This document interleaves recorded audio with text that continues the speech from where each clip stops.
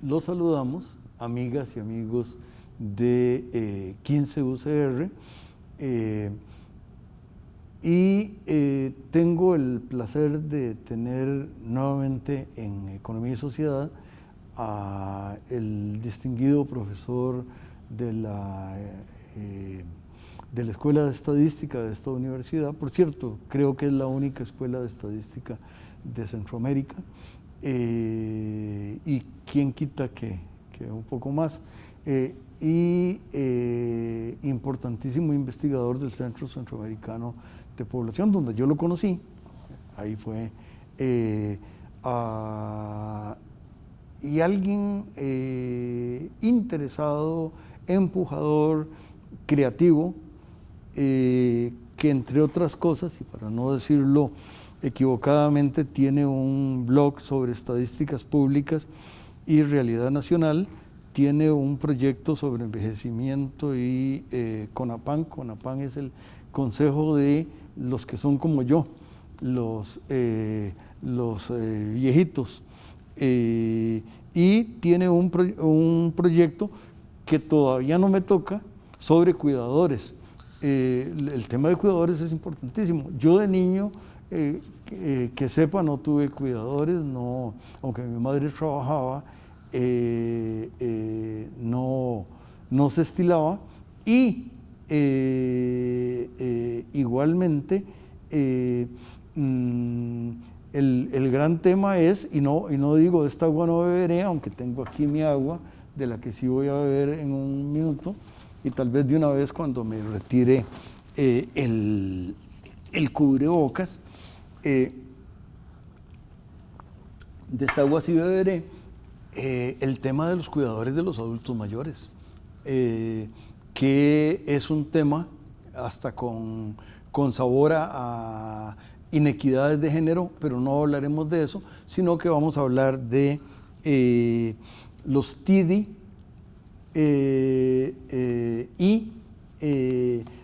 para empezar, profesor Brenes, y no me acuerdo si dije que se llama don Gilbert Brenes, pero por si no lo dije. Y la última cosa que diré es que yo creo en las vacunas, creo en las medidas sanitarias correctas, y que no lo que digan las autoridades de este país o de cualquier país, las respeto, pero no las acato.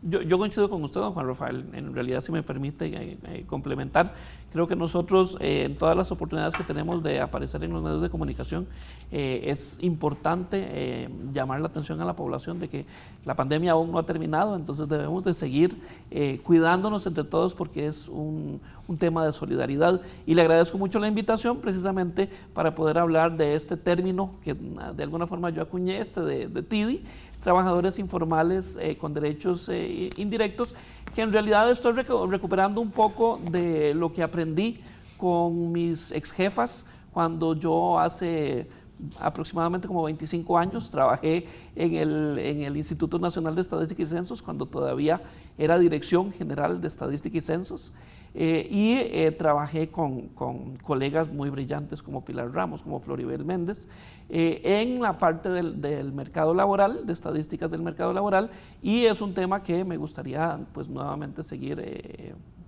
explorando, con la posibilidad que brinda el INEC de que las bases de datos están disponibles en la página del INEC y uno las puede descargar para poder hacer análisis relevantes para la realidad nacional. Por cierto, don Gilbert, si usted no lo mencionó, y tal vez sí, pero INEC es Instituto Nacional de Estadística y Censos, que posiblemente tal vez cuando usted trabajaba se llamaba la Dirección General de Estadística y Censos, un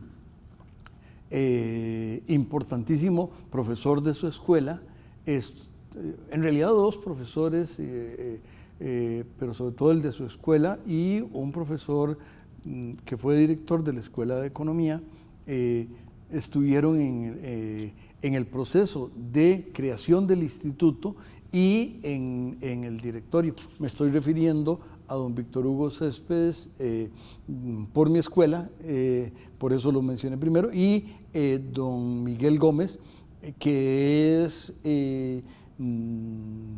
posiblemente uno de los profesores significativos de su escuela, y que me parece importantísimo tenerlo presente. De acuerdo con usted, en realidad yo creo que tanto don Víctor Hugo como don Miguel, en el momento en que se transformó la Dirección General de Estadística y Censos en instituto, también promovieron lo que era la mayor publicación de las estadísticas públicas y mayor discusión. Ambos fueron intelectuales muy renombrados que trataron de promover la interpretación de la información cuantitativa para la toma de decisiones públicas. Y al igual que usted, muy rigurosos. Coincido en que ellos, en realidad, ellos son todo un ejemplo de lo que todo profesional en ciencias económicas tiene que seguir. En la parte del tema de trabajadores informales con derechos indirectos, en realidad eso es un tema que surgió en general para analizar el tema del sector informal. Este fue un tema que se tocó mucho durante la campaña política del 2022. Prácticamente todos los candidatos a presidentes hablaron sobre... Los 31. Los 31, y en realidad yo creo que todos hablaron de él. Pero me parece, y esta es una opinión muy personal, puede ser un poco subjetiva, de que cuando tocaban el tema les faltaba profundizar un poco más en la heterogeneidad o en la diversidad del sector informal. Es muy fácil decir que el sector informal es como una masa única de trabajadores que sin derechos, particularmente a la protección social, pero en realidad a lo interno de ellos es un grupo muy diverso, y para entender la realidad del sector informal pues hay que entender esa diversidad. Hay unos primos cercanos de los TIDI que son los T sin D. Cuéntenos un poquito de esa diferencia, profesor. En realidad, si nosotros comparamos a los trabajadores informales tradicionales y a los trabajadores, digamos, lo que estoy llamando los TIDIs o no tradicionales, en realidad hay una gran diferencia. En los trabajadores informales más tradicionales cumplen tienen todas las características que ya el INEC ha venido comentando.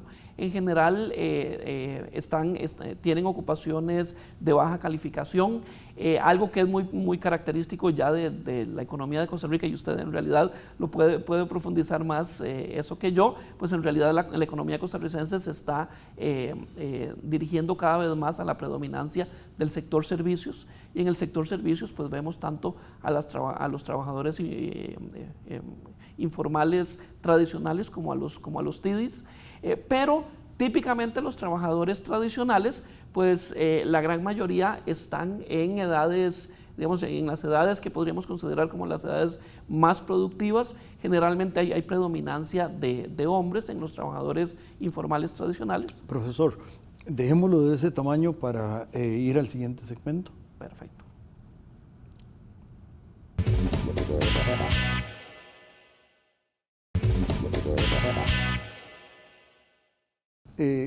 Continuamos, amigas y amigos, aprendiendo del profesor Brenes,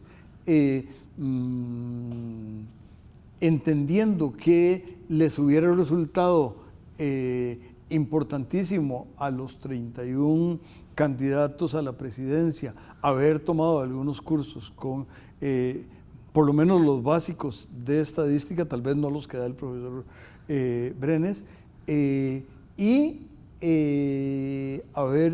haberse ensuciado las manos en los espléndidos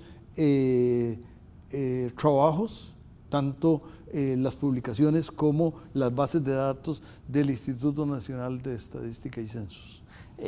Llama la atención, como veníamos diciendo, que estos trabajadores informales con derechos indirectos, en realidad, y esto está muy relacionado con el tema de la demografía, uno ve que hay preponderancia de mujeres y preponderancia también de personas adultas mayores, personas de 65 años y más.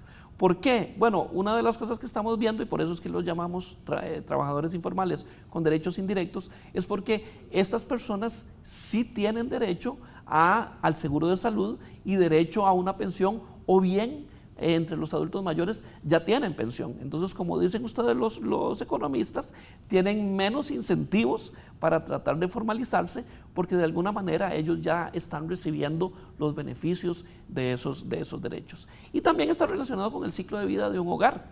Una de las razones de las características que vemos es que esa predominancia de las mujeres es porque buena parte de las mujeres que pertenecen a este subgrupo en realidad se clasifican a ellas mismas como cónyuges del jefe del hogar, se autoperciben como gente que está haciendo actividades económicas, pero para colaborar con el ingreso del hogar. Por eso es que laboran en general, o hay un porcentaje muy importante, casi un 40% de ellos labora menos de 20 horas. ¿Por qué? Posiblemente porque tanto las personas adultas mayores como las mujeres tienen otras obligaciones, otras responsabilidades dentro del hogar que les impiden estar a tiempo completo en esas ocupaciones. Entonces, aprovecho para una nota de pie de página ahí, es que algunos políticos y posiblemente algunos estudiantes de otras carreras aquí en la universidad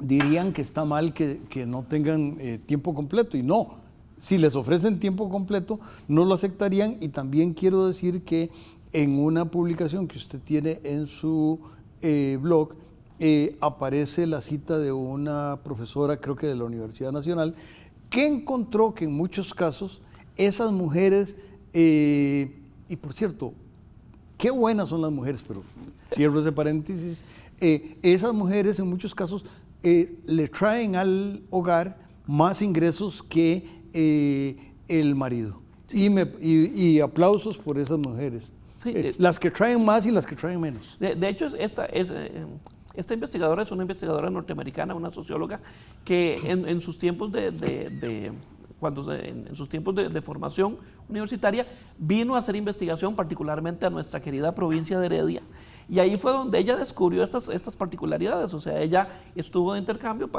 vivía en hogares de familias heredianas, y le llamaba la atención de que las mujeres estaban un rato en la casa, pero a cada rato salían al barrio donde la vecina, y no era sencillamente porque estaban comentando las historias del barrio, era porque también tenían ciertas actividades económicas, como usted dice, que generaban ingresos y que se convertían en estrategias de supervivencia y en estrategias de complemento de ingresos a lo interno de los hogares. Y ella se sorprendió que algunas de esas mujeres, pintando uñas, haciendo queques, haciendo panes, cuidando vecinos, cuidando niños, que usted mencionaba el del tema de los cuidadores, esos trabajadores, ellas incluso no percibían que ellas estaban trabajando, y aún así estaban desempeñando una actividad económica muy importante, y en algunos casos incluso recibían más ingresos que sus cónyuges, que sí se autopercibían como los jefes del hogar y que estaban considerando que eran el principal sostén, cuando no en todos los casos eso ocurría. Esas son particularidades de este sector informal, que curiosamente es como una tercera parte del sector informal de Costa Rica. O sea, es una porción muy importante. Bueno, ya que meto la cuchara y tengo tal nivel de diálogo con usted, don Gilbert, que meter la cuchara me sale natural. Un día de estos, yo básicamente viajo en el bus de la U o con los servicios, los dos servicios que no mencionaré por su nombre comercial, y en uno de esos alguien me hizo un transporte y me gusta hablar con... me contó que ella, y es telenovela esto un poco, que había roto con su pareja de bastante tiempo y al principio se cerró en la casa y se dedicó a pintar y no le funcionaba nada.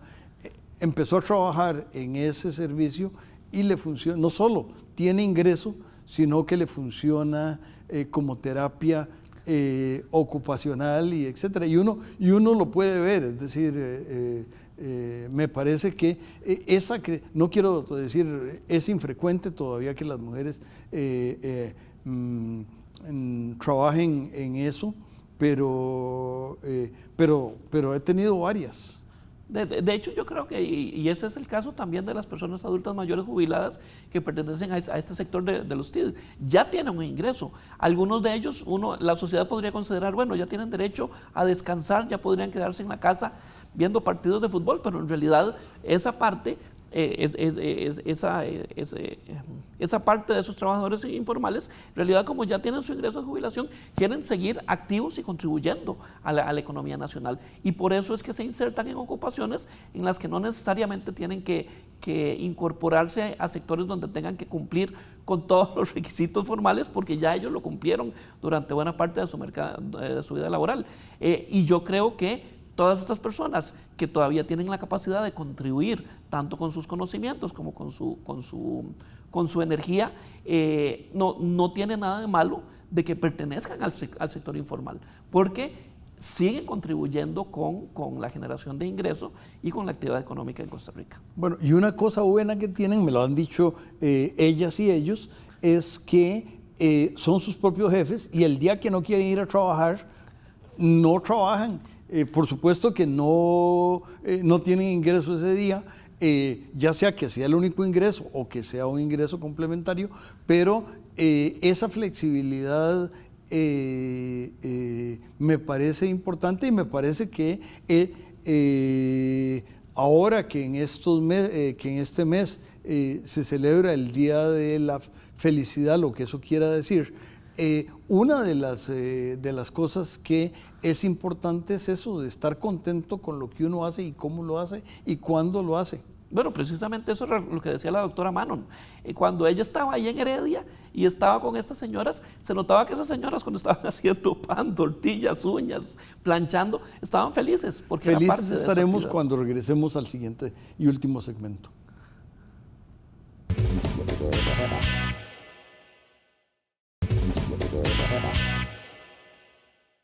Voy a hacer una nota de pie de página para iniciar este tercer segmento, que es, además de las muchas virtudes que el doctor Brenes tiene, y por cierto, no es médico, por si alguno se siente con algún dolor, el doctor Brenes, que yo sepa, no cura o no prescribe medicamentos, pero es el director del posgrado de su escuela y estoy seguro que hace cosas muy interesantes ahí y debe tener estudiantes de doctorado haciendo cosas muy interesantes, porque creo que se le nota, y si no, tomen mi palabra, don Gilbert es tremendamente creativo e imaginativo.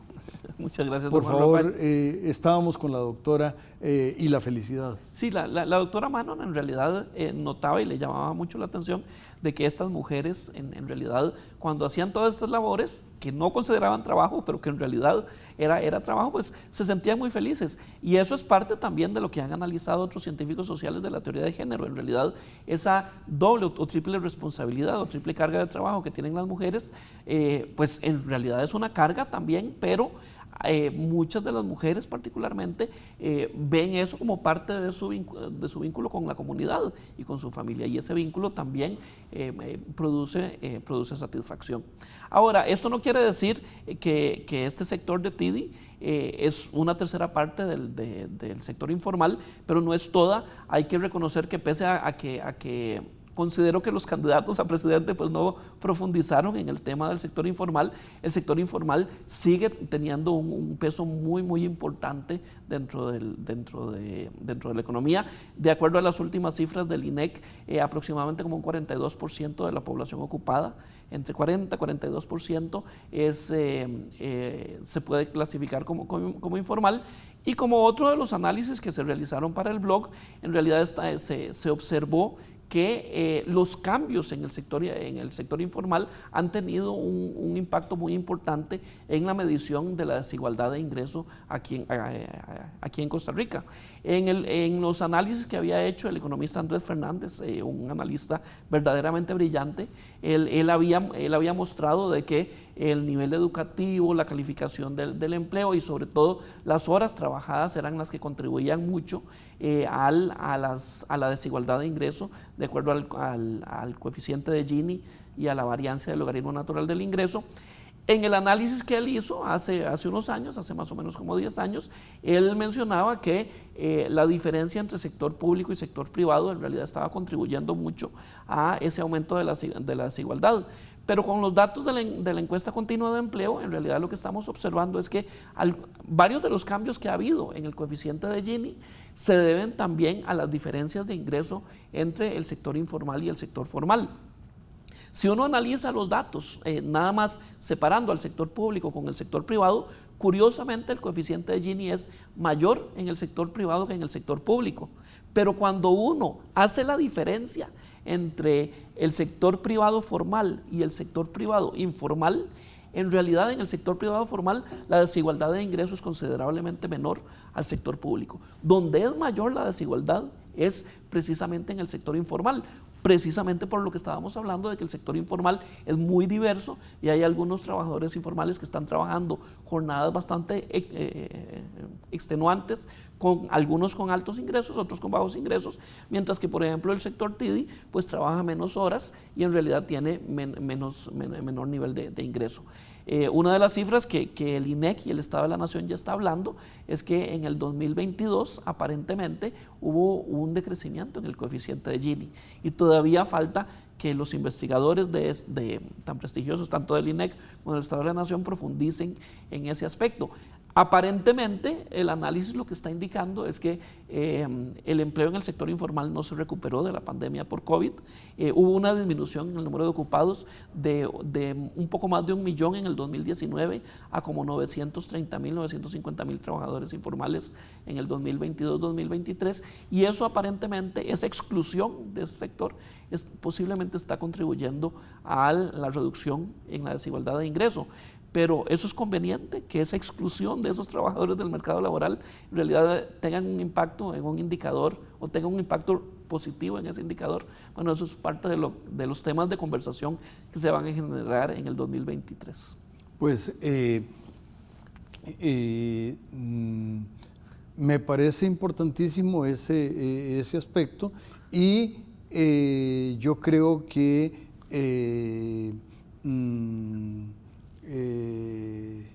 estas cosas se cruzan un poco con los otros temas, algunos de los que usted ha trabajado en el propio Centro Centroamericano de Población, como que también, por ejemplo, cuando estaba hablando del tema de cuidadores y el tema de los estudios de adulto mayor y lo demás, hay una mezcla de temáticas y usted se mueve muy bien en varias aguas, incluyendo esas dos, la Escuela de Estadística y el CCP. Muchas gracias. Yo creo que es labor de todos los profesionales y sobre todo de los profesionales en ciencias económicas que nos forman muy bien en todo lo que es el análisis cuantitativo. Bueno, usted, don Juan Rafael, en realidad es una persona muy reconocida en todo lo que es el análisis cuantitativo, particularmente econométrico, y yo creo que eso es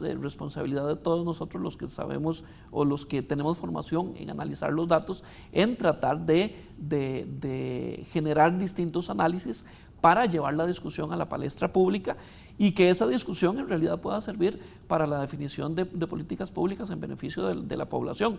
Es triste a veces escuchar a algunos, particularmente a algunos políticos, que mencionan algunos comentarios, pero sin fundamento de lo que dicen los datos y sin fundamento para mi opinión, sin fundamento en la realidad. Es importante que este tipo de análisis pues ayude a contribuir a esas decisiones. Bueno, hoy también grabaremos un programa con un ingeniero que se metió a periodista y el tema que hablaremos es un poco, entre otros, el tema de las realidades paralelas, porque lamentablemente lo que usted y yo creemos que es ir a los datos, muchos políticos encuentran que mejor se los inventan y yo creo que ese es uno de los retos y es el reto también tanto en el sector en educación, pues fomentar que incluso desde muy jóvenes pues tengan un poco más de amor a las matemáticas y a los números. Yo creo que el Ministerio de Educación ha tratado, pero todavía no lo ha logrado plenamente, pero yo creo que cuando uno trata de analizar la realidad es válido todo tipo de fuentes de información. Lo que hay que hacer es no descartar estas fuentes de información cuantitativas. Como una fuente de información adicional, le invitamos a las amigas y amigos a que se permanezcan con los espléndidos programas de 15 UCR y a usted lo tenemos que invitar pronto para otra temática. Cuídese mucho. Muchas gracias, don Juan Rafael.